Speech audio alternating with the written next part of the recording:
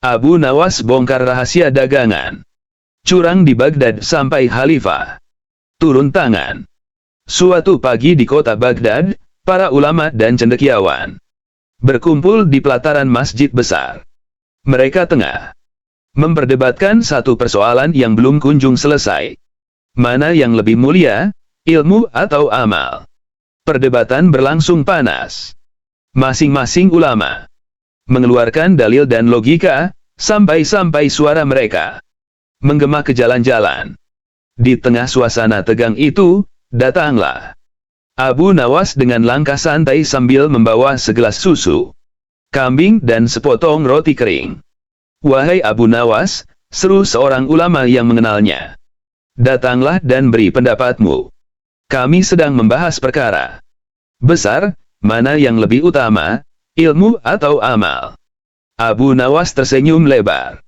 Ia duduk tanpa tergesa, meneguk susu sedikit, lalu berkata pelan, "Kalau aku jawab ilmu, kalian bilang aku sombong. Kalau aku jawab amal, kalian tanya mana buktinya.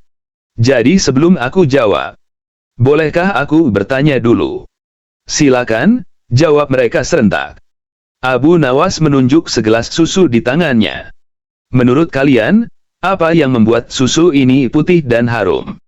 Seorang ulama menjawab cepat, "Tentu karena kandungan zat di dalamnya, hasil dari makanan kambing." Yang lain menimpali, "Karena kehendak Allah lah susu menjadi demikian." Abu Nawas mengangguk. Benar semua. Tapi, apakah kambing tahu ilmu kimia? Apakah ia tahu cara membuat susu? Mereka terdiam. Abu Nawas melanjutkan, "Jadi kambing beramal tanpa ilmu. Hasilnya hanya susu." Ia menunjuk ke arah para ulama. "Kalian berilmu tanpa amal, hasilnya hanya debat." Masjid mendadak hening.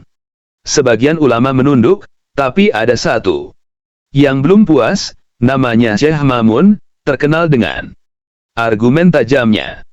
Ia berkata, "Kalau begitu, wahai Abu Nawas, apakah engkau mau katakan bahwa kambing lebih baik dari ulama?" Abu Nawas tertawa kecil. "Tidak, wahai Syekh. Tapi kadang kambing lebih tahu kapan harus diam." Gelak tawa pun pecah di antara jamaah. Namun Syekh Mamun tidak menyerah. Ia berkata, "Baiklah, kalau kau begitu pandai bermain kata, aku tantang engkau di hadapan halayak, tunjukkan perbedaan nyata antara orang berilmu yang malas beramal, dengan orang yang beramal tanpa ilmu." Abu Nawas bangkit, memegang roti kering di tangannya. Ia mematahkan roti itu jadi dua bagian, lalu berkata, "Lihat dua potong roti ini. Yang satu aku makan dengan gigi, yang satu aku hancurkan dengan batu." "Lalu apa bedanya?" tanya Syekh Mamun. "Yang pertama mengenyangkan, yang kedua hanya membuat debu." "Begitulah amal tanpa ilmu," ramai suaranya, "tapi tidak mengenyangkan akal." Ia kemudian meminum sisa susunya. "Dan ilmu tanpa amal seperti susu yang tak diminum, lama basi, lalu dibuang." Orang-orang terdiam lama. Lalu seseorang di barisan belakang berkata lirih, "Tapi Abu Nawas, bagaimana caranya agar ilmu dan amal bisa berjalan bersama?" Abu Nawas tersenyum lebar, matanya menatap langit biru Baghdad. "Jangan menunggu jadi pandai baru beramal. Dan jangan pula beramal tanpa belajar. Lakukan keduanya, seperti mata kanan dan kiri. Kalau salah satunya buta, pandanganmu pasti goyah." Tiba-tiba muadzin naik ke menara, menyerukan adzan zuhur. Semua bergegas bersiap salat. Tapi sebelum mereka sempat berwudu, Abu Nawas sudah lebih dulu berdiri di barisan depan. Syekh Mamun menatapnya kagum, lalu berbisik pada muridnya, "Orang ini memang aneh.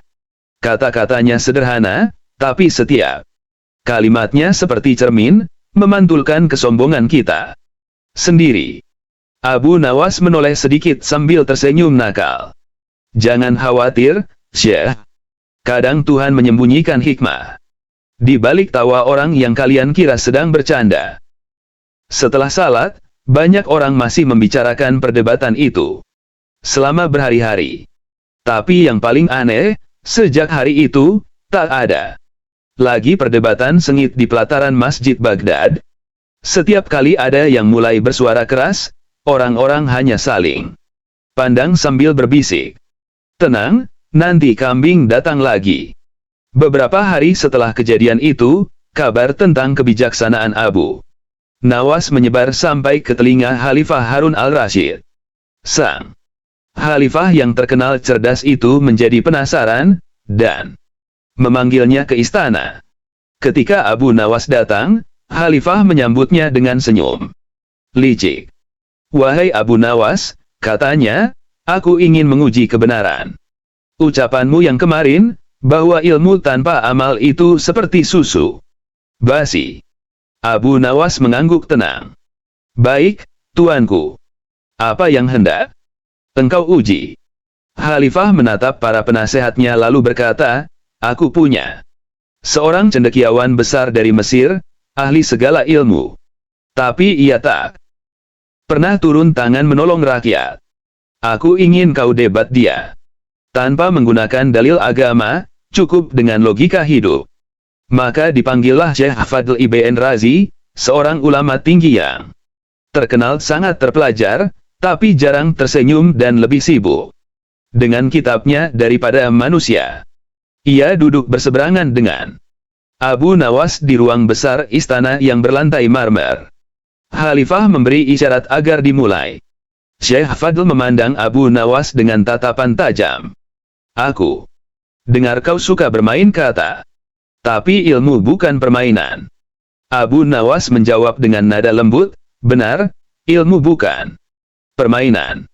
Tapi tanpa permainan, ilmu bisa berubah jadi kesombongan." "Kesombongan?" sang Syekh meninggi.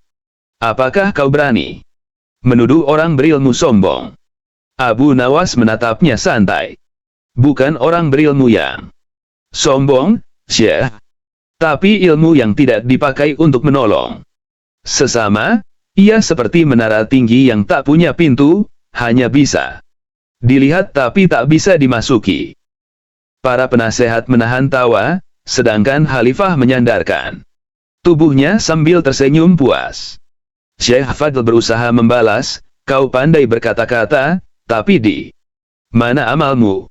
Apa yang telah kau lakukan untuk umat?" Abu Nawas tersenyum. Ia berdiri, lalu berjalan ke arah jendela istana yang terbuka, menatap ke jalan di luar di mana para pengemis duduk di bawah panas matahari.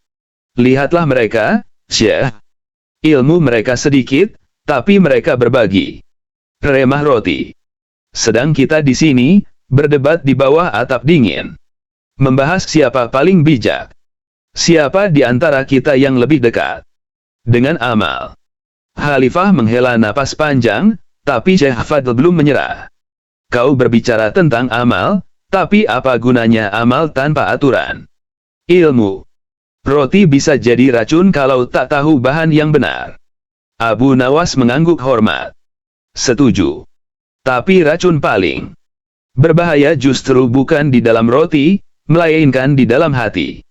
Ketika ilmu hanya jadi alat untuk membungkam yang lemah, ruangan menjadi sunyi."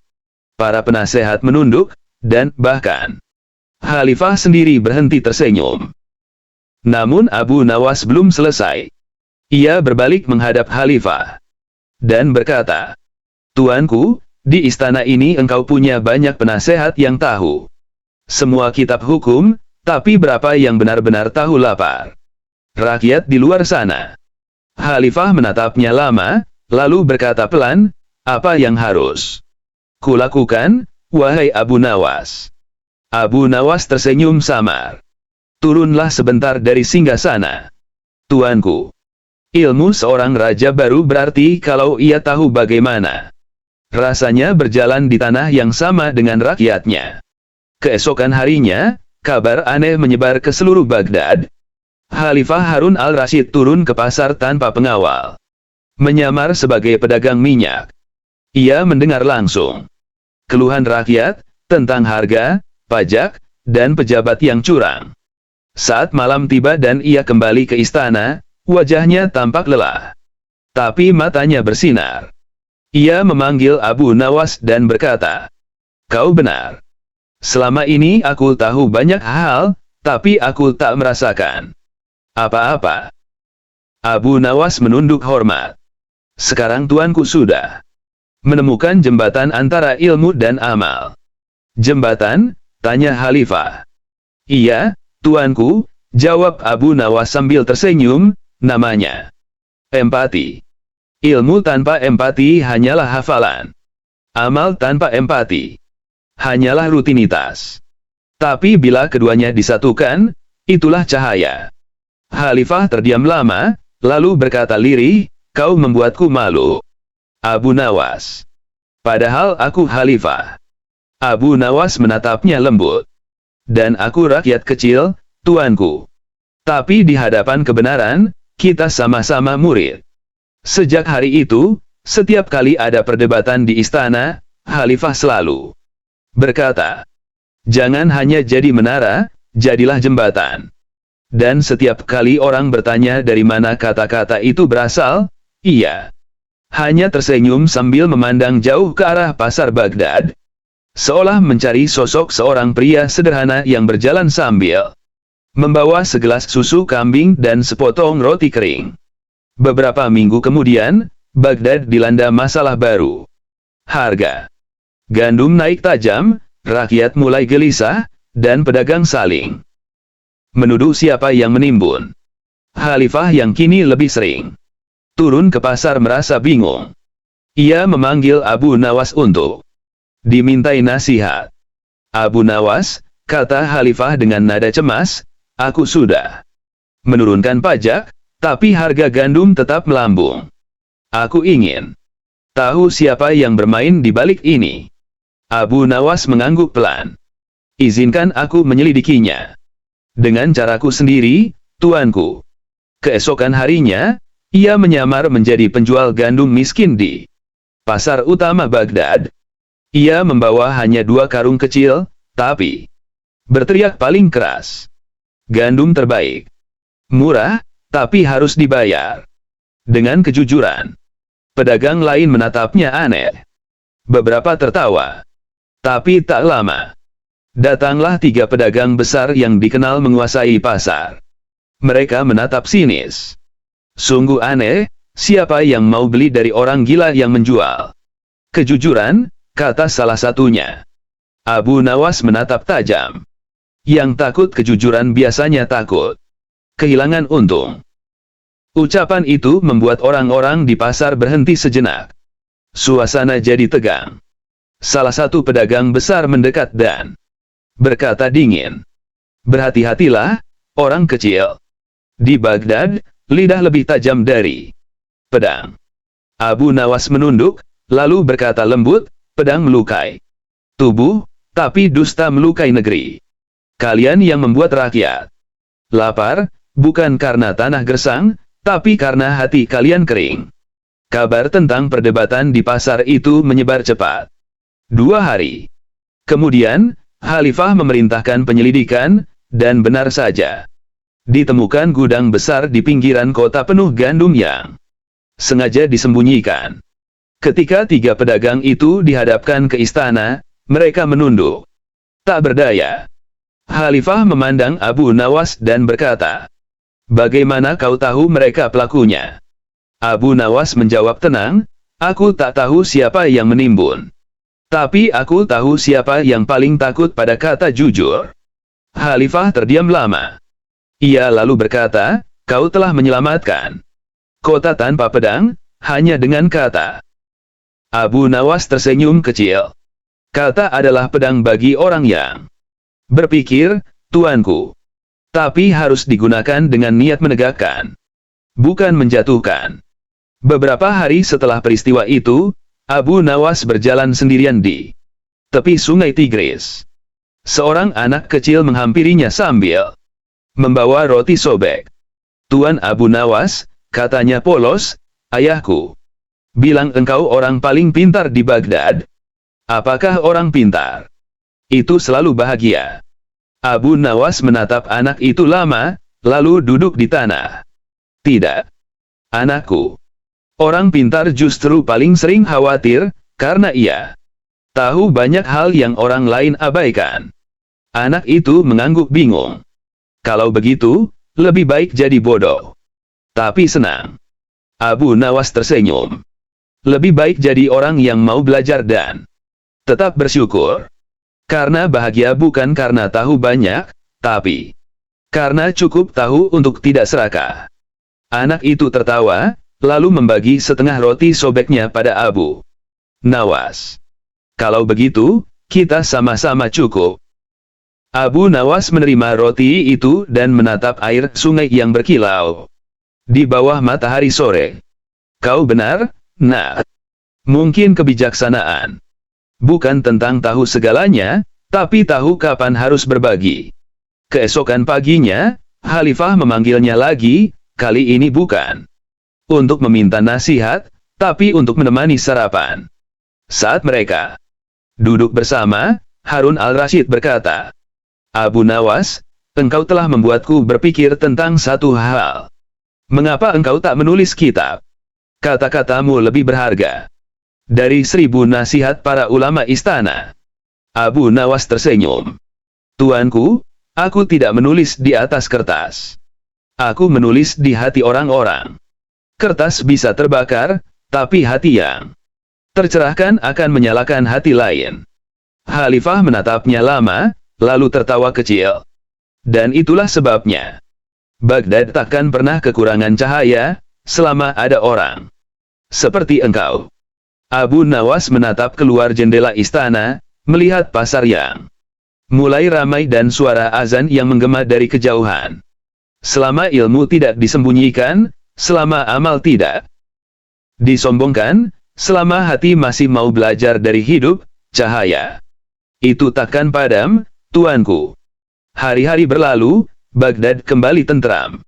Rakyat tersenyum di pasar, gandum kembali melimpah, dan suara tawa terdengar di mana-mana. Namun di tengah suasana damai itu, Abu Nawas mulai jarang terlihat di istana.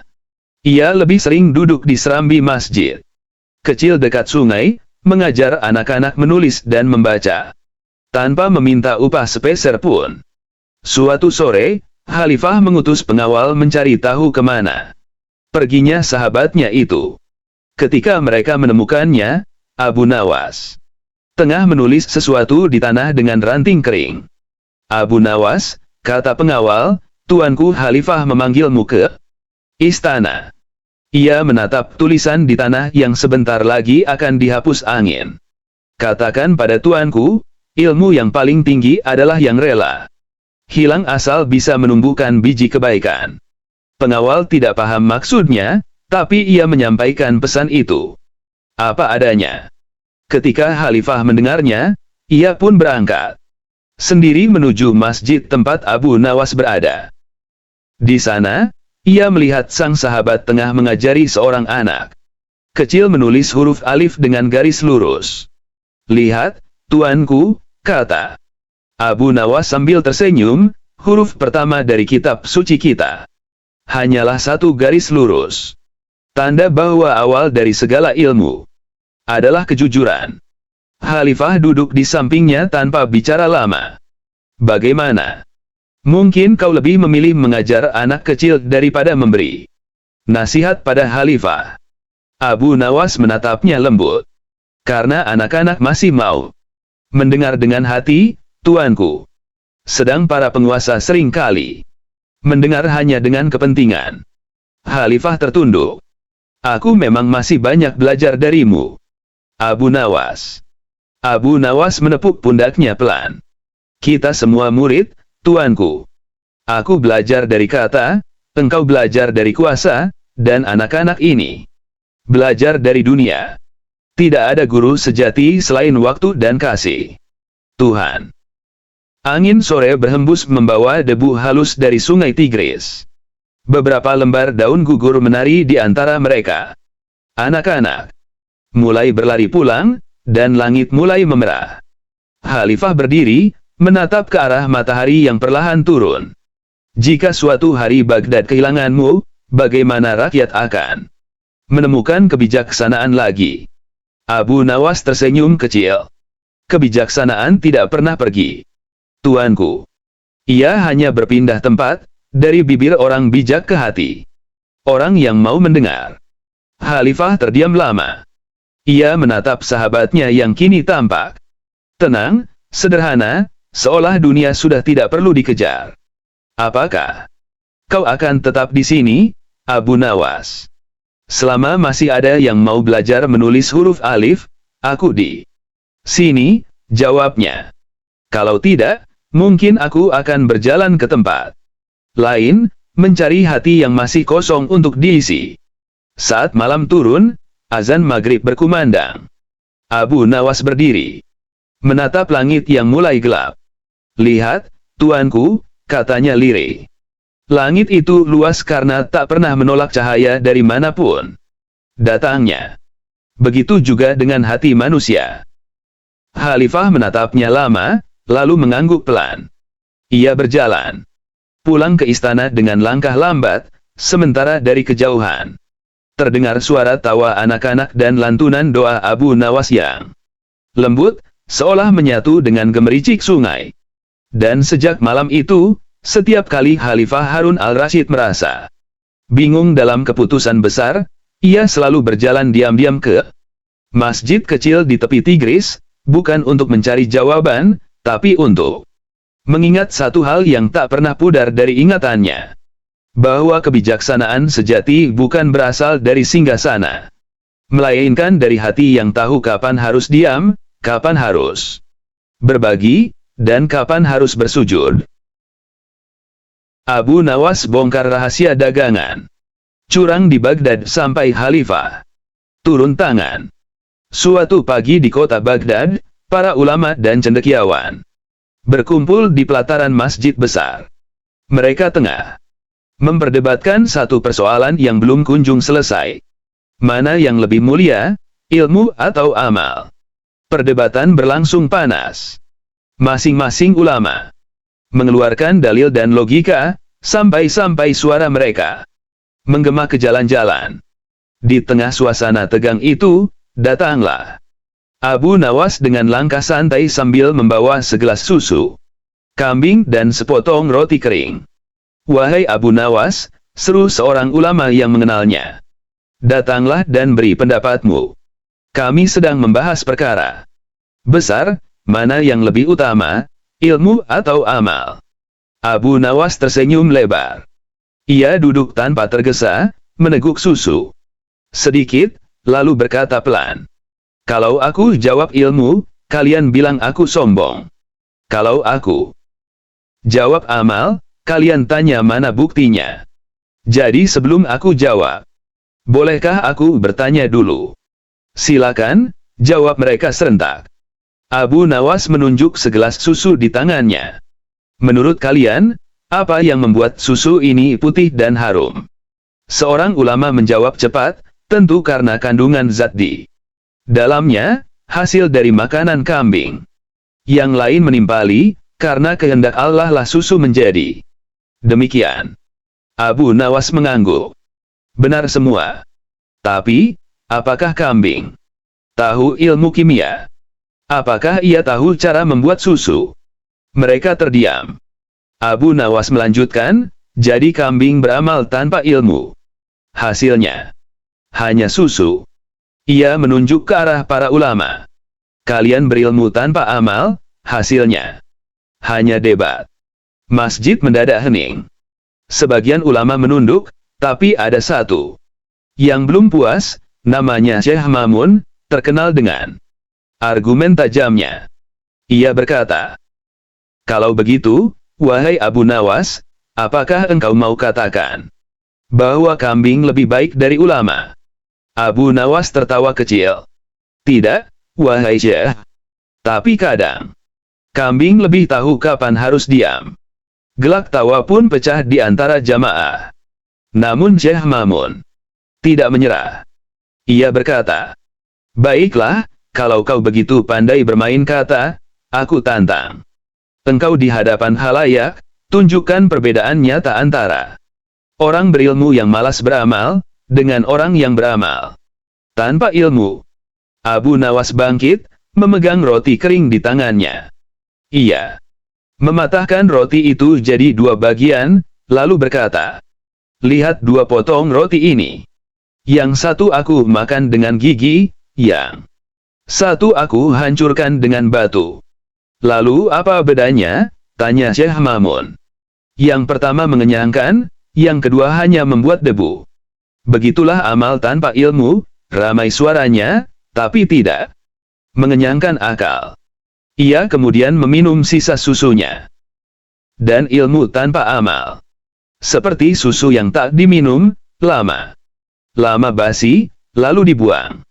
Orang-orang terdiam lama. Lalu seseorang di barisan belakang berkata lirih, "Tapi Abu Nawas, bagaimana caranya agar ilmu dan amal bisa berjalan bersama?" Abu Nawas tersenyum lebar, matanya menatap langit biru Baghdad. "Jangan menunggu jadi pandai baru beramal. Dan jangan pula beramal tanpa belajar. Lakukan keduanya, seperti mata kanan dan kiri. Kalau salah satunya buta, pandanganmu pasti goyah." Tiba-tiba muadzin naik ke menara, menyerukan adzan zuhur. Semua bergegas bersiap salat. Tapi sebelum mereka sempat berwudu, Abu Nawas sudah lebih dulu berdiri di barisan depan. Syekh Mamun menatapnya kagum, lalu berbisik pada muridnya, "Orang ini memang aneh. Kata-katanya sederhana, tapi setiap kalimatnya seperti cermin, memantulkan kesombongan kita sendiri." Abu Nawas menoleh sedikit sambil tersenyum nakal. "Jangan khawatir, Syekh. Kadang Tuhan menyembunyikan hikmah di balik tawa orang yang kalian kira sedang bercanda." Setelah salat, banyak orang masih membicarakan perdebatan itu selama berhari-hari. Tapi yang paling aneh, sejak hari itu, tak ada lagi perdebatan sengit di pelataran Masjid Baghdad. Setiap kali ada yang mulai bersuara keras, orang-orang hanya saling pandang sambil berbisik, "Tenang, nanti kambing datang lagi." Beberapa hari setelah kejadian itu, kabar tentang kebijaksanaan Abu Nawas menyebar sampai ke telinga Khalifah Harun al-Rasyid. Sang Khalifah yang terkenal cerdas itu menjadi penasaran, dan memanggilnya ke istana. Ketika Abu Nawas datang, Khalifah menyambutnya dengan senyum licik. "Wahai Abu Nawas," katanya, "aku ingin menguji kebenaran ucapanmu yang kemarin, bahwa ilmu tanpa amal itu seperti susu basi." Abu Nawas mengangguk tenang. "Baik, tuanku. Apa yang hendak engkau uji?" Khalifah menatap para penasehatnya lalu berkata, "Aku punya seorang cendekiawan besar dari Mesir, ahli segala ilmu. Tapi ia tak pernah turun tangan menolong rakyat. Aku ingin kau debat dia. Tanpa menggunakan dalil agama, cukup dengan logika hidup." Maka dipanggillah Syekh Fadl Ibn Razi, seorang ulama tinggi yang terkenal sangat terpelajar, tapi jarang tersenyum dan lebih sibuk dengan kitabnya daripada manusia. Ia duduk berseberangan dengan Abu Nawas di ruang besar istana yang berlantai marmer. Khalifah memberi isyarat agar dimulai. Syekh Fadl memandang Abu Nawas dengan tatapan tajam. "Aku dengar kau suka bermain kata. Tapi ilmu bukan permainan." Abu Nawas menjawab dengan nada lembut, "Benar, ilmu bukan permainan. Tapi tanpa permainan, ilmu bisa berubah jadi kesombongan." "Kesombongan?" sang Syekh meninggi. "Apakah kau berani menuduh orang berilmu sombong?" Abu Nawas menatapnya santai. "Bukan orang berilmu yang sombong, Syekh. Tapi ilmu yang tidak dipakai untuk menolong sesama, ia seperti menara tinggi yang tak punya pintu, hanya bisa dilihat tapi tak bisa dimasuki." Para penasehat menahan tawa, sedangkan Khalifah menyandarkan tubuhnya sambil tersenyum puas. Syekh Fadl berusaha membalas, kau pandai berkata-kata, tapi di mana amalmu?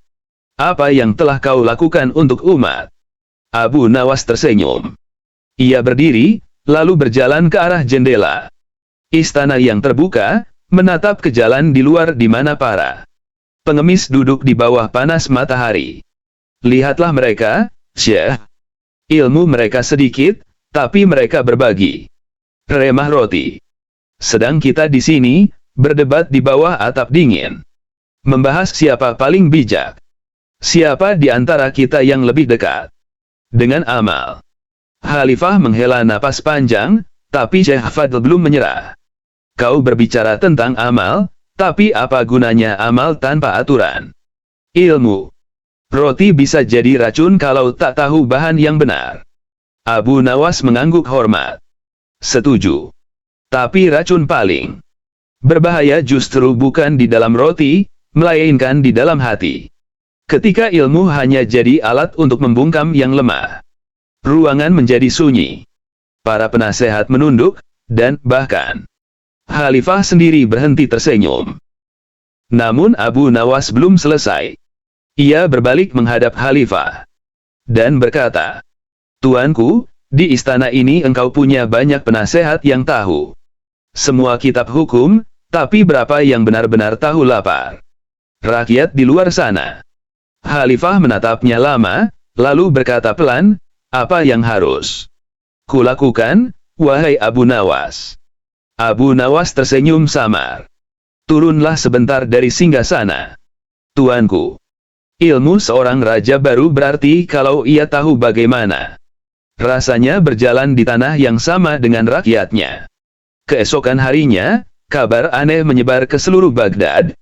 Khalifah Harun al-Rashid turun ke pasar tanpa pengawal. Menyamar sebagai pedagang minyak. Ia mendengar langsung keluhan rakyat tentang harga, pajak, dan pejabat yang curang. Saat malam tiba dan ia kembali ke istana, wajahnya tampak lelah. Tapi matanya bersinar. Ia memanggil Abu Nawas dan berkata, kau benar. Selama ini aku tahu banyak hal, tapi aku tak merasakan apa-apa. Abu Nawas menunduk hormat.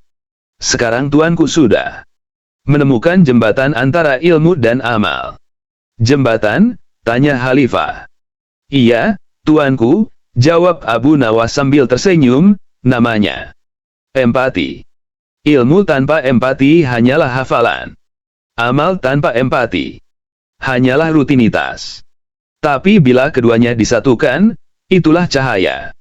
Khalifah terdiam lama, lalu berkata lirih, kau membuatku malu, Abu Nawas.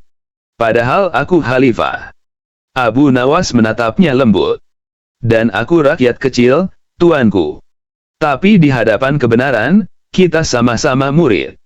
Sejak hari itu, setiap kali ada perdebatan di istana, Khalifah selalu berkata, jangan hanya jadi menara, jadilah jembatan. Dan setiap kali orang bertanya dari mana kata-kata itu berasal, ia hanya tersenyum sambil memandang jauh ke arah pasar Baghdad. Seolah mencari sosok seorang pria sederhana yang berjalan sambil membawa segelas susu kambing dan sepotong roti kering. Beberapa minggu kemudian, Baghdad dilanda masalah baru. Harga gandum naik tajam, rakyat mulai gelisah, dan pedagang saling menuduh siapa yang menimbun. Khalifah yang kini lebih sering turun ke pasar merasa bingung. Ia memanggil Abu Nawas untuk dimintai nasihat. Abu Nawas, kata Khalifah dengan nada cemas, aku sudah menurunkan pajak, tapi harga gandum tetap melambung. Aku ingin tahu siapa yang bermain di balik ini. Abu Nawas mengangguk pelan. Izinkan aku menyelidikinya. Dengan caraku sendiri, tuanku. Keesokan harinya, ia menyamar menjadi penjual gandum miskin di pasar utama Baghdad. Ia membawa hanya 2 karung kecil, tapi berteriak paling keras. Gandum terbaik. Murah, tapi harus dibayar. Dengan kejujuran. Pedagang lain menatapnya aneh. Beberapa tertawa. Tapi tak lama. Datanglah 3 pedagang besar yang dikenal menguasai pasar. Mereka menatap sinis. Sungguh aneh, siapa yang mau beli dari orang gila yang menjual? Kejujuran, kata salah satunya. Abu Nawas menatap tajam. Yang takut kejujuran biasanya takut kehilangan untung. Ucapan itu membuat orang-orang di pasar berhenti sejenak. Suasana jadi tegang. Salah satu pedagang besar mendekat dan berkata dingin. Berhati-hatilah, orang kecil. Di Baghdad, lidah lebih tajam dari pedang. Abu Nawas menunduk, lalu berkata lembut, pedang melukai tubuh, tapi dusta melukai negeri. Kalian yang membuat rakyat lapar, bukan karena tanah gersang, tapi karena hati kalian kering. Kabar tentang perdebatan di pasar itu menyebar cepat. 2 hari kemudian, Khalifah memerintahkan penyelidikan, dan benar saja. Ditemukan gudang besar di pinggiran kota penuh gandum yang sengaja disembunyikan. Ketika 3 pedagang itu dihadapkan ke istana, mereka menunduk. Tak berdaya. Khalifah memandang Abu Nawas dan berkata, "Bagaimana kau tahu mereka pelakunya?" Abu Nawas menjawab tenang, "Aku tak tahu siapa yang menimbun. Tapi aku tahu siapa yang paling takut pada kata jujur." Khalifah terdiam lama. Ia lalu berkata, "Kau telah menyelamatkan kota tanpa pedang, hanya dengan kata." Abu Nawas tersenyum kecil. Kata adalah pedang bagi orang yang berpikir, tuanku. Tapi harus digunakan dengan niat menegakkan, bukan menjatuhkan. Beberapa hari setelah peristiwa itu, Abu Nawas berjalan sendirian di tepi sungai Tigris. Seorang anak kecil menghampirinya sambil membawa roti sobek. "Tuan Abu Nawas," katanya polos, "ayahku bilang engkau orang paling pintar di Baghdad." "Apakah orang pintar itu selalu bahagia?" Abu Nawas menatap anak itu lama, lalu duduk di tanah. "Tidak, anakku. Orang pintar justru paling sering khawatir, karena ia tahu banyak hal yang orang lain abaikan." Anak itu mengangguk bingung. "Kalau begitu, lebih baik jadi bodoh. Tapi senang." Abu Nawas tersenyum. "Lebih baik jadi orang yang mau belajar dan tetap bersyukur. Karena bahagia bukan karena tahu banyak, tapi karena cukup tahu untuk tidak serakah." Anak itu tertawa, lalu membagi setengah roti sobeknya pada Abu Nawas. "Kalau begitu, kita sama-sama cukup." Abu Nawas menerima roti itu dan menatap air sungai yang berkilau di bawah matahari sore. "Kau benar, Nak. Mungkin kebijaksanaan bukan tentang tahu segalanya, tapi tahu kapan harus berbagi." Keesokan paginya, Khalifah memanggilnya lagi, kali ini bukan untuk meminta nasihat, tapi untuk menemani sarapan. Saat mereka duduk bersama, Harun al-Rashid berkata, "Abu Nawas, engkau telah membuatku berpikir tentang satu hal. Mengapa engkau tak menulis kitab? Kata-katamu lebih berharga dari 1000 nasihat para ulama istana." Abu Nawas tersenyum. "Tuanku, aku tidak menulis di atas kertas. Aku menulis di hati orang-orang. Kertas bisa terbakar, tapi hati yang tercerahkan akan menyalakan hati lain." Khalifah menatapnya lama, lalu tertawa kecil. "Dan itulah sebabnya Baghdad takkan pernah kekurangan cahaya, selama ada orang seperti engkau." Abu Nawas menatap keluar jendela istana, melihat pasar yang mulai ramai dan suara azan yang menggema dari kejauhan. Selama ilmu tidak disembunyikan, selama amal tidak disombongkan, selama hati masih mau belajar dari hidup, cahaya itu takkan padam, tuanku. Hari-hari berlalu, Baghdad kembali tentram. Rakyat tersenyum di pasar, gandum kembali melimpah, dan suara tawa terdengar di mana-mana. Namun di tengah suasana damai itu, Abu Nawas mulai jarang terlihat di istana. Ia lebih sering duduk di serambi masjid kecil dekat sungai, mengajar anak-anak menulis dan membaca, tanpa meminta upah sepeser pun. Suatu sore, Khalifah mengutus pengawal mencari tahu kemana perginya sahabatnya itu. Ketika mereka menemukannya, Abu Nawas tengah menulis sesuatu di tanah dengan ranting kering. Abu Nawas, kata pengawal, tuanku Khalifah memanggilmu ke istana. Ia menatap tulisan di tanah yang sebentar lagi akan dihapus angin. Katakan pada tuanku, ilmu yang paling tinggi adalah yang rela hilang asal bisa menumbuhkan biji kebaikan.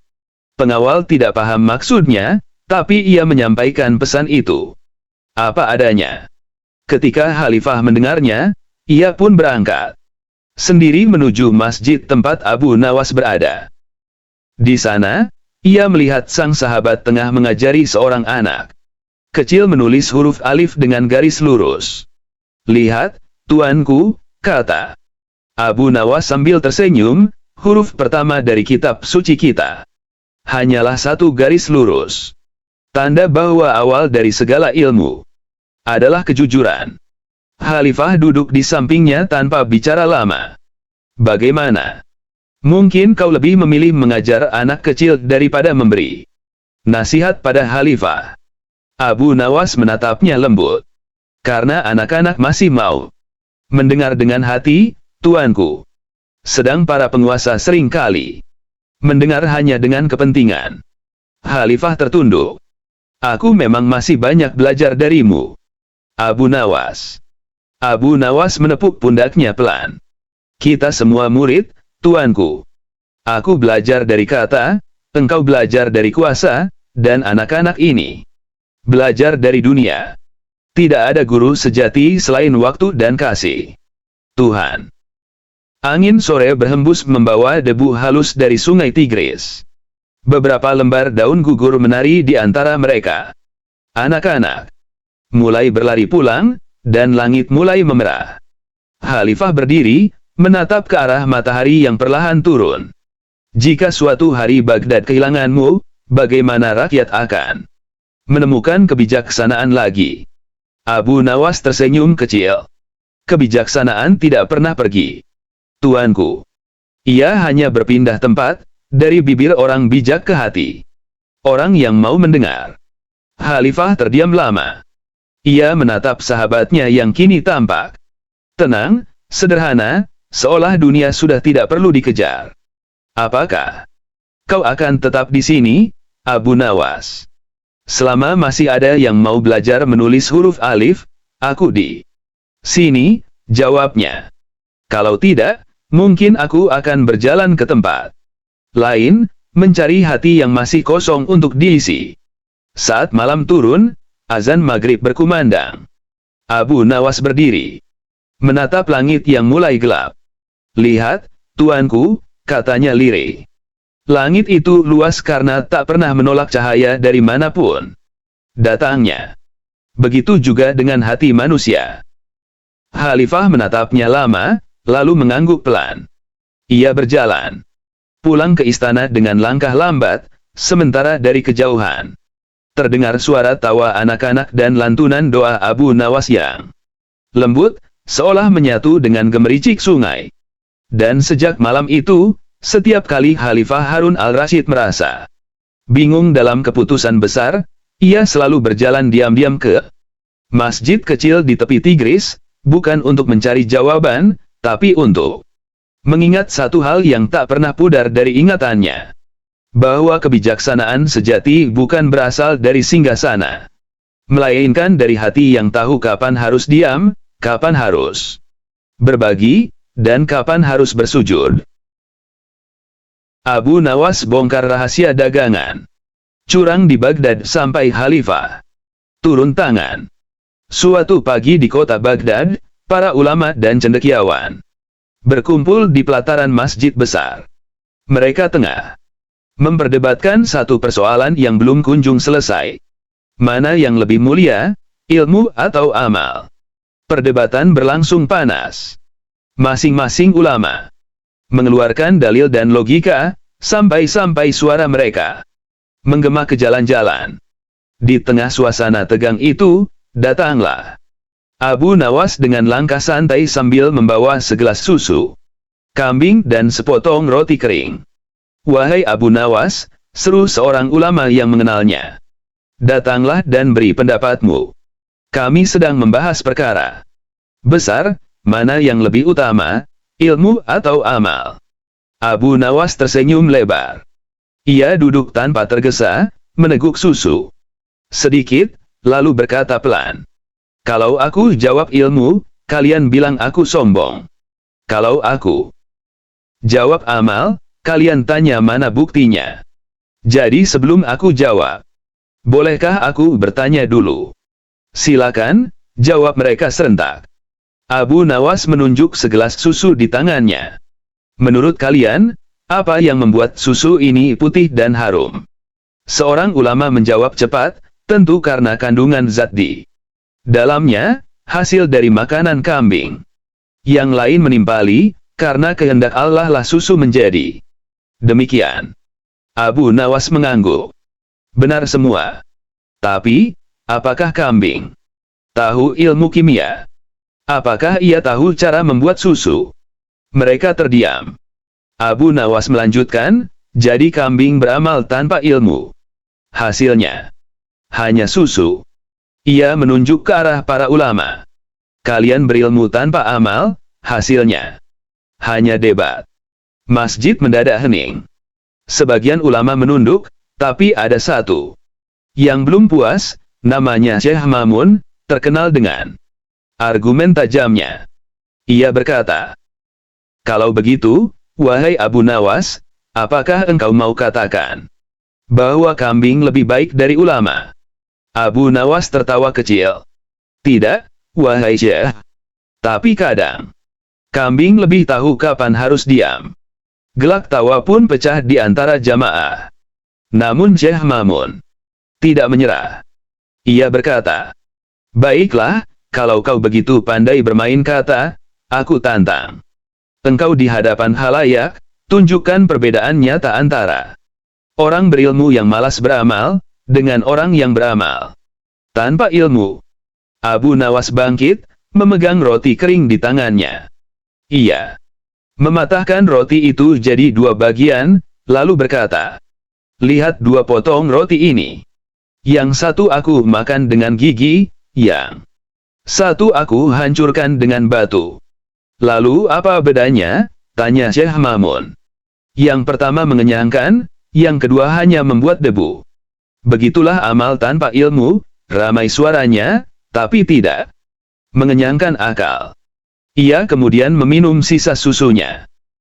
Dan ilmu tanpa amal, seperti susu yang tak diminum, lama basi, lalu dibuang. Orang-orang terdiam lama. Lalu seseorang di barisan belakang berkata lirih, tapi Abu Nawas, bagaimana caranya agar ilmu dan amal bisa berjalan bersama? Abu Nawas tersenyum lebar, matanya menatap langit biru Baghdad. Jangan menunggu jadi pandai baru beramal. Dan jangan pula beramal tanpa belajar. Lakukan keduanya, seperti mata kanan dan kiri. Kalau salah satunya buta, pandanganmu pasti goyah. Tiba-tiba muadzin naik ke menara, menyerukan adzan zuhur. Semua bergegas bersiap salat. Tapi sebelum mereka sempat berwudu, Abu Nawas sudah lebih dulu berdiri di barisan depan. Syekh Mamun menatapnya kagum, lalu berbisik pada muridnya. Orang ini memang aneh.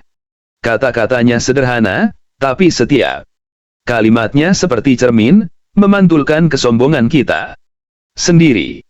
Abu Nawas menoleh sedikit sambil tersenyum nakal. Jangan khawatir, Syekh. Kadang Tuhan menyembunyikan hikmah di balik tawa orang yang kalian kira sedang bercanda.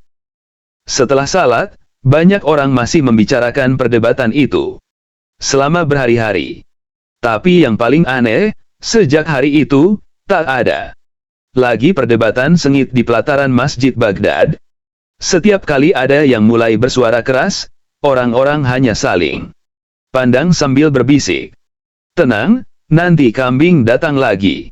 Beberapa hari setelah kejadian itu, kabar tentang kebijaksanaan Abu Nawas menyebar sampai ke telinga Khalifah Harun al-Rasyid. Sang Khalifah yang terkenal cerdas itu menjadi penasaran, dan memanggilnya ke istana. Ketika Abu Nawas datang, Khalifah menyambutnya dengan senyum licik. "Wahai Abu Nawas," katanya, "aku ingin menguji kebenaran ucapanmu yang kemarin, bahwa ilmu tanpa amal itu seperti susu basi." Abu Nawas mengangguk tenang. "Baik, tuanku. Apa yang hendak engkau uji?" Khalifah menatap para penasehatnya lalu berkata, "Aku punya seorang cendekiawan besar dari Mesir, ahli segala ilmu. Tapi ia tak pernah turun tangan menolong rakyat. Aku ingin kau debat dia. Tanpa menggunakan dalil agama, cukup dengan logika hidup." Maka dipanggillah Syekh Fadl Ibn Razi, seorang ulama tinggi yang terkenal sangat terpelajar, tapi jarang tersenyum dan lebih sibuk dengan kitabnya daripada manusia. Ia duduk berseberangan dengan Abu Nawas di ruang besar istana yang berlantai marmer. Khalifah memberi isyarat agar dimulai. Syekh Fadl memandang Abu Nawas dengan tatapan tajam. "Aku dengar kau suka bermain kata. Tapi ilmu bukan permainan." Abu Nawas menjawab dengan nada lembut, "Benar, ilmu bukan permainan. Tapi tanpa permainan, ilmu bisa berubah jadi kesombongan." "Kesombongan?" sang Syekh meninggi. "Apakah kau berani menuduh orang berilmu sombong?" Abu Nawas menatapnya santai. "Bukan orang berilmu yang sombong, Syekh. Tapi ilmu yang tidak dipakai untuk menolong sesama, ia seperti menara tinggi yang tak punya pintu, hanya bisa dilihat tapi tak bisa dimasuki." Para penasehat menahan tawa, sedangkan Khalifah menyandarkan tubuhnya sambil tersenyum puas. Syekh Fadl berusaha membalas, "Kau pandai berkata-kata, tapi di mana amalmu? Apa yang telah kau lakukan untuk umat?" Abu Nawas tersenyum. Ia berdiri, lalu berjalan ke arah jendela istana yang terbuka, menatap ke jalan di luar di mana para pengemis duduk di bawah panas matahari. "Lihatlah mereka, Syekh. Ilmu mereka sedikit, tapi mereka berbagi remah roti. Sedang kita di sini, berdebat di bawah atap dingin, membahas siapa paling bijak. Siapa di antara kita yang lebih dekat dengan amal." Khalifah menghela napas panjang, tapi Syekh Fadl belum menyerah. "Kau berbicara tentang amal, tapi apa gunanya amal tanpa aturan? Ilmu roti bisa jadi racun kalau tak tahu bahan yang benar." Abu Nawas mengangguk hormat. "Setuju. Tapi racun paling berbahaya justru bukan di dalam roti, melainkan di dalam hati. Ketika ilmu hanya jadi alat untuk membungkam yang lemah, ruangan menjadi sunyi." Para penasehat menunduk, dan bahkan Khalifah sendiri berhenti tersenyum. Namun Abu Nawas belum selesai.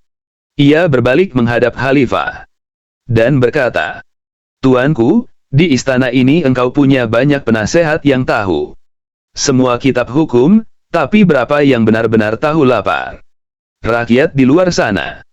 Khalifah menatapnya lama, lalu berkata pelan, "Apa yang harus kulakukan, wahai Abu Nawas?" Abu Nawas tersenyum samar. "Turunlah sebentar dari singgasana, tuanku. Ilmu seorang raja baru berarti kalau ia tahu bagaimana rasanya berjalan di tanah yang sama dengan rakyatnya." Keesokan harinya, kabar aneh menyebar ke seluruh Baghdad.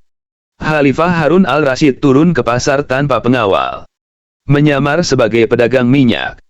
Ia mendengar langsung keluhan rakyat tentang harga, pajak, dan pejabat yang curang. Saat malam tiba dan ia kembali ke istana, wajahnya tampak lelah, tapi matanya bersinar. Ia memanggil Abu Nawas dan berkata, "Kau benar. Selama ini aku tahu banyak hal, tapi aku tak merasakan apa-apa." Abu Nawas menunduk hormat. "Sekarang tuanku sudah menemukan jembatan antara ilmu dan amal." "Jembatan?" tanya Khalifah. "Iya, tuanku," jawab Abu Nawas sambil tersenyum, "namanya Empati. Ilmu tanpa empati hanyalah hafalan. Amal tanpa empati hanyalah rutinitas. Tapi bila keduanya disatukan, itulah cahaya. Khalifah terdiam lama, lalu berkata lirih, "Kau membuatku malu, Abu Nawas. Padahal aku khalifah." Abu Nawas menatapnya lembut. "Dan aku rakyat kecil, tuanku. Tapi di hadapan kebenaran, kita sama-sama murid." Sejak hari itu, setiap kali ada perdebatan di istana, Khalifah selalu berkata, "Jangan hanya jadi menara, jadilah jembatan." Dan setiap kali orang bertanya dari mana kata-kata itu berasal, ia hanya tersenyum sambil memandang jauh ke arah pasar Baghdad, seolah mencari sosok seorang pria sederhana yang berjalan sambil membawa segelas susu kambing dan sepotong roti kering. Beberapa minggu kemudian, Baghdad dilanda masalah baru. Harga gandum naik tajam, rakyat mulai gelisah, dan pedagang saling menuduh siapa yang menimbun. Khalifah yang kini lebih sering turun ke pasar merasa bingung. Ia memanggil Abu Nawas untuk dimintai nasihat. "Abu Nawas," kata Khalifah dengan nada cemas, "aku sudah menurunkan pajak, tapi harga gandum tetap melambung. Aku ingin tahu siapa yang bermain di balik ini." Abu Nawas mengangguk pelan. "Izinkan aku menyelidikinya dengan caraku sendiri, tuanku." Keesokan harinya, ia menyamar menjadi penjual gandum miskin di pasar utama Baghdad. Ia membawa hanya 2 karung kecil, tapi berteriak paling keras, "Gandum terbaik. Murah, tapi harus dibayar." Dengan kejujuran. Pedagang lain menatapnya aneh. Beberapa tertawa.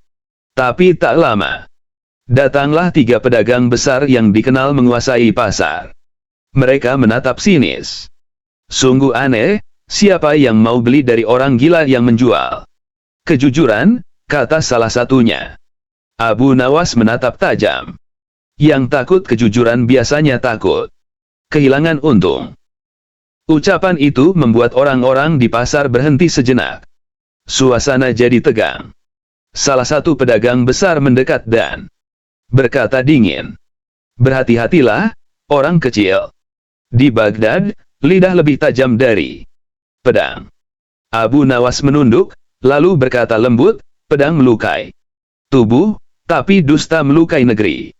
Kalian yang membuat rakyat lapar, bukan karena tanah gersang, tapi karena hati kalian kering." Kabar tentang perdebatan di pasar itu menyebar cepat. 2 hari kemudian, Khalifah memerintahkan penyelidikan, dan benar saja, ditemukan gudang besar di pinggiran kota penuh gandum yang sengaja disembunyikan. Ketika 3 pedagang itu dihadapkan ke istana, mereka menunduk, tak berdaya. Khalifah memandang Abu Nawas dan berkata, "Bagaimana kau tahu mereka pelakunya?" Abu Nawas menjawab tenang, "Aku tak tahu siapa yang menimbun. Tapi aku tahu siapa yang paling takut pada kata jujur." Khalifah terdiam lama. Ia lalu berkata, "Kau telah menyelamatkan kota tanpa pedang, hanya dengan kata." Abu Nawas tersenyum kecil. "Kata adalah pedang bagi orang yang berpikir, tuanku. Tapi harus digunakan dengan niat menegakkan, bukan menjatuhkan."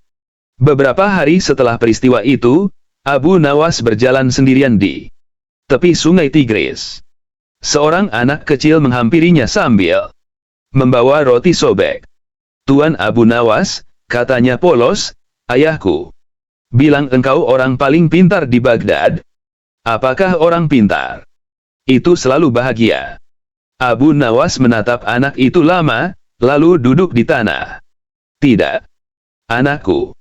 Orang pintar justru paling sering khawatir, karena ia tahu banyak hal yang orang lain abaikan." Anak itu mengangguk bingung. "Kalau begitu, lebih baik jadi bodoh, tapi senang." Abu Nawas tersenyum. "Lebih baik jadi orang yang mau belajar dan tetap bersyukur. Karena bahagia bukan karena tahu banyak, tapi karena cukup tahu untuk tidak serakah." Anak itu tertawa, lalu membagi setengah roti sobeknya pada Abu Nawas. Kalau begitu, kita sama-sama cukup. Abu Nawas menerima roti itu dan menatap air sungai yang berkilau di bawah matahari sore. Kau benar, Nak. Mungkin kebijaksanaan bukan tentang tahu segalanya, tapi tahu kapan harus berbagi. Keesokan paginya, Khalifah memanggilnya lagi, kali ini bukan untuk meminta nasihat, tapi untuk menemani sarapan. Saat mereka duduk bersama, Harun al-Rashid berkata, Abu Nawas, engkau telah membuatku berpikir tentang satu hal. Mengapa engkau tak menulis kitab? Kata-katamu lebih berharga dari 1000 nasihat para ulama istana. Abu Nawas tersenyum. Tuanku, aku tidak menulis di atas kertas. Aku menulis di hati orang-orang. Kertas bisa terbakar, tapi hati yang tercerahkan akan menyalakan hati lain. Khalifah menatapnya lama, lalu tertawa kecil. Dan itulah sebabnya Baghdad takkan pernah kekurangan cahaya, selama ada orang seperti engkau. Abu Nawas menatap keluar jendela istana, melihat pasar yang mulai ramai dan suara azan yang menggema dari kejauhan. Selama ilmu tidak disembunyikan, selama amal tidak disombongkan, selama hati masih mau belajar dari hidup, cahaya itu takkan padam, tuanku. Hari-hari berlalu, Baghdad kembali tentram. Rakyat tersenyum di pasar, gandum kembali melimpah, dan suara tawa terdengar di mana-mana. Namun di tengah suasana damai itu, Abu Nawas mulai jarang terlihat di istana. Ia lebih sering duduk di serambi masjid kecil dekat sungai, mengajar anak-anak menulis dan membaca, tanpa meminta upah sepeser pun. Suatu sore, Khalifah mengutus pengawal mencari tahu kemana perginya sahabatnya itu. Ketika mereka menemukannya, Abu Nawas tengah menulis sesuatu di tanah dengan ranting kering. Abu Nawas, kata pengawal, tuanku Khalifah memanggilmu ke istana. Ia menatap tulisan di tanah yang sebentar lagi akan dihapus angin. Katakan pada tuanku, ilmu yang paling tinggi adalah yang rela hilang asal bisa menumbuhkan biji kebaikan. Pengawal tidak paham maksudnya, tapi ia menyampaikan pesan itu apa adanya. Ketika Khalifah mendengarnya, ia pun berangkat sendiri menuju masjid tempat Abu Nawas berada. Di sana, ia melihat sang sahabat tengah mengajari seorang anak kecil menulis huruf alif dengan garis lurus. Lihat, tuanku, kata Abu Nawas sambil tersenyum, huruf pertama dari kitab suci kita hanyalah satu garis lurus. Tanda bahwa awal dari segala ilmu adalah kejujuran. Khalifah duduk di sampingnya tanpa bicara lama. Bagaimana? Mungkin kau lebih memilih mengajar anak kecil daripada memberi nasihat pada Khalifah. Abu Nawas menatapnya lembut. Karena anak-anak masih mau mendengar dengan hati, tuanku. Sedang para penguasa sering kali mendengar hanya dengan kepentingan. Khalifah tertunduk. Aku memang masih banyak belajar darimu, Abu Nawas. Abu Nawas menepuk pundaknya pelan. Kita semua murid, tuanku. Aku belajar dari kata, engkau belajar dari kuasa, dan anak-anak ini belajar dari dunia. Tidak ada guru sejati selain waktu dan kasih Tuhan. Angin sore berhembus membawa debu halus dari sungai Tigris. Beberapa lembar daun gugur menari di antara mereka. Anak-anak mulai berlari pulang, dan langit mulai memerah. Khalifah berdiri, menatap ke arah matahari yang perlahan turun. Jika suatu hari Baghdad kehilanganmu, bagaimana rakyat akan menemukan kebijaksanaan lagi? Abu Nawas tersenyum kecil. Kebijaksanaan tidak pernah pergi, tuanku. Ia hanya berpindah tempat, dari bibir orang bijak ke hati orang yang mau mendengar. Khalifah terdiam lama. Ia menatap sahabatnya yang kini tampak tenang, sederhana, seolah dunia sudah tidak perlu dikejar. Apakah kau akan tetap di sini, Abu Nawas? Selama masih ada yang mau belajar menulis huruf alif, aku di sini, jawabnya. Kalau tidak, mungkin aku akan berjalan ke tempat lain, mencari hati yang masih kosong untuk diisi. Saat malam turun, azan maghrib berkumandang. Abu Nawas berdiri, menatap langit yang mulai gelap. Lihat, tuanku, katanya lirih. Langit itu luas karena tak pernah menolak cahaya dari manapun datangnya. Begitu juga dengan hati manusia. Khalifah menatapnya lama, lalu mengangguk pelan. Ia berjalan pulang ke istana dengan langkah lambat, sementara dari kejauhan terdengar suara tawa anak-anak dan lantunan doa Abu Nawas yang lembut, seolah menyatu dengan gemericik sungai.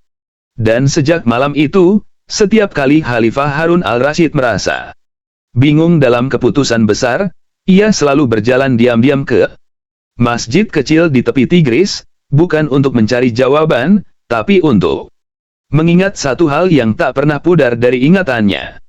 Bahwa kebijaksanaan sejati bukan berasal dari singgasana, melainkan dari hati yang tahu kapan harus diam, kapan harus berbagi, dan kapan harus bersujud.